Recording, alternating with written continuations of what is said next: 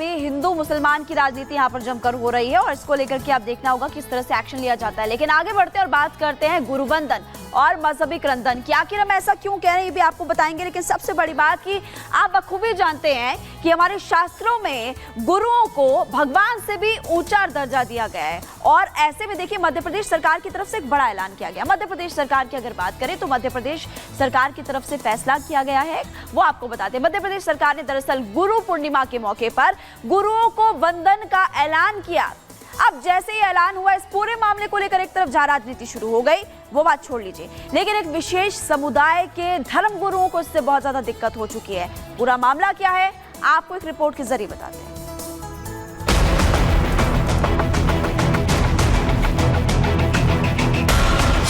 हिजाब और सूर्य नमस्कार के बाद अब मध्य प्रदेश के स्कूलों में गुरु पूर्णिमा को लेकर सियासत तेज हो गई है।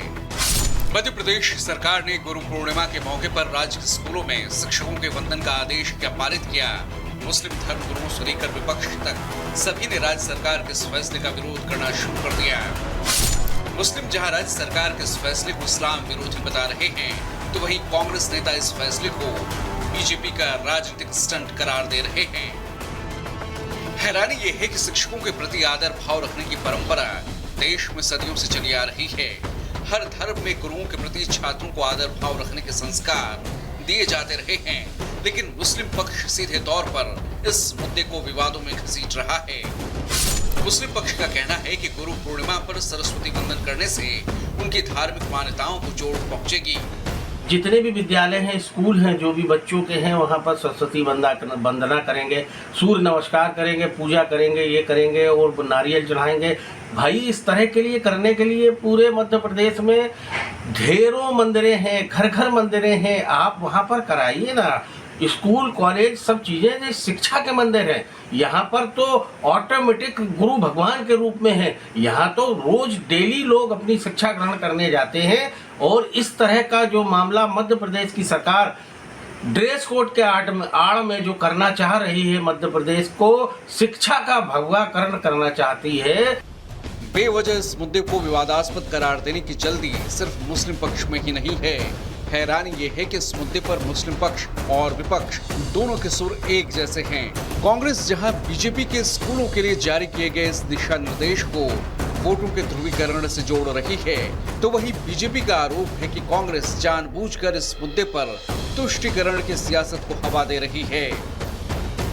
हिंदू स्कूल में अगर कोई प्रावधान आता है या सरकार कोई प्रावधान लाती है तो उसका हमें पालन नहीं करना। आपको शरीयत का कानून लागू करना है, आपको अपने हिसाब से कानून लागू करना है। अगर इतना ही है तो आप हिंदू स्कूलों में ना पढ़ाकर या सरकार के स्कूलों में ना पढ़ाकर सिर्फ मदरसों में अपने बच्चों को पढ़ाई कराइए, जिससे कि आपको सिर्फ मुस्लिम तामील मिलेगी। आपको बता दें कि इस बार मध्य प्रदेश सरकार के उच्च शिक्षा विभाग ने राज्य के तमाम स्कूल कॉलेजों में 20 और 21 जुलाई को 2 दिवसीय गुरु पूर्णिमा उत्सव आयोजित करने का आदेश जारी किया है।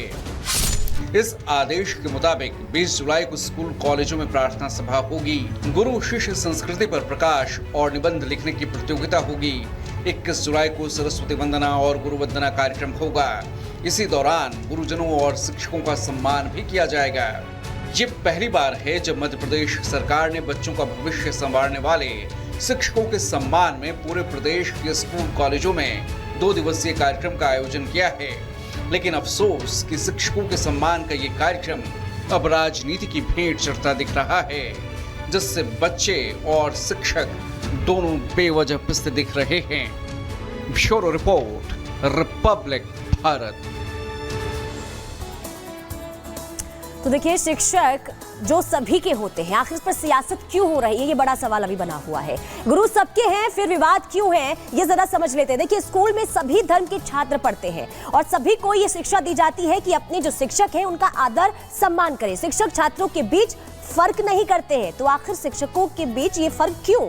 फिर शिक्षकों के सम्मान पर राजनीति क्यों हो रही है, ये सवाल अब हर तरीके से पूछा भी जा रहा है।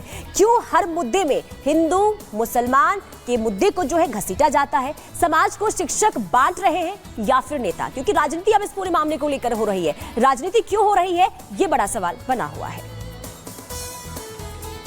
और चलिए खबरों में आगे बढ़ते हैं और बात करेंगे जनसंख्या का धर्म खाता की। वो इसलिए हम कह रहे हैं क्योंकि आप बखूबी जानते हैं कि हमारा देश इस वक्त जनसंख्या विस्फोट की समस्या से, गंभीर समस्या से जूझ रहा है। और इसके पीछे अगर हम देखें तो एक बड़ा कारण है एक विशेष समुदाय, ये कहा जा रहा है मुख्यमंत्री की तरफ से। असम के मुख्यमंत्री ने जब ये बात कह दी, इस बात के बारे में बात की, तो उसके बाद बवाल मच गया काफी ज्यादा।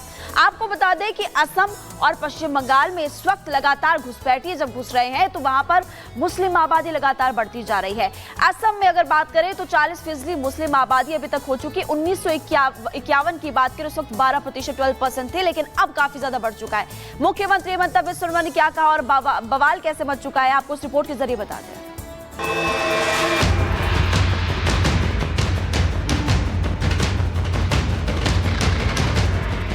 झारखंड, महाराष्ट्र समेत कई राज्यों में विधानसभा चुनाव होने हैं। बीजेपी लोकसभा चुनाव के नतीजों को देखते हुए अब राज्यों में कोई कोर कसर नहीं छोड़ना चाहती।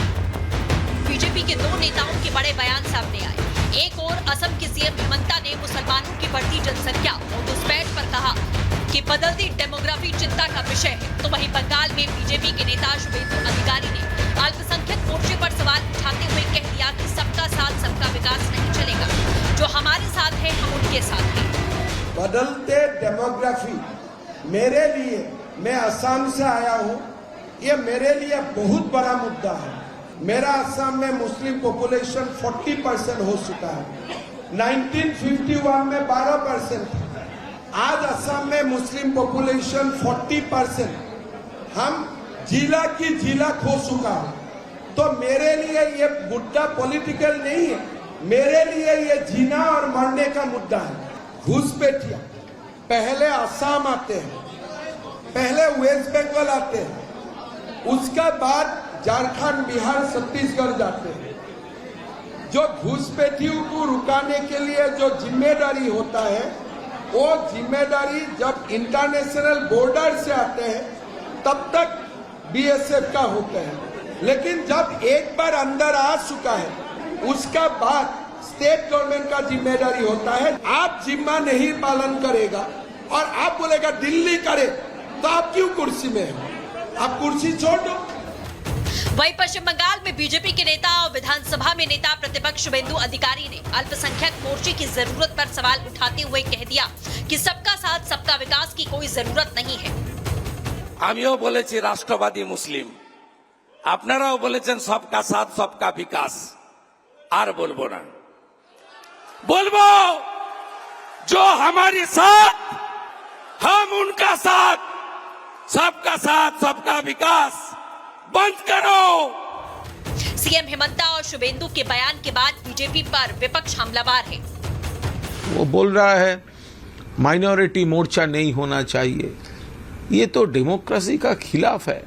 यहाँ पर हिंदू मेजॉरिटी है, तो माइनॉरिटी जो है मुस्लिम, क्रिश्चियन और सब, ये पूरा सोसाइटी का बैलेंस रखने के लिए ये तो जरूरी है ना। हेमंत बिस्वा शर्मा जी बार बार ये भूल जाते हैं कि वो एक राज्य के मुख्यमंत्री हैं, एक संवैधानिक पद पे बैठे हुए हैं, संविधान की शपथ लेके बैठे हैं, और उनको इस तरह के बयानों से परहेज करना चाहिए जो झूठे और बेबुनियाद हैं।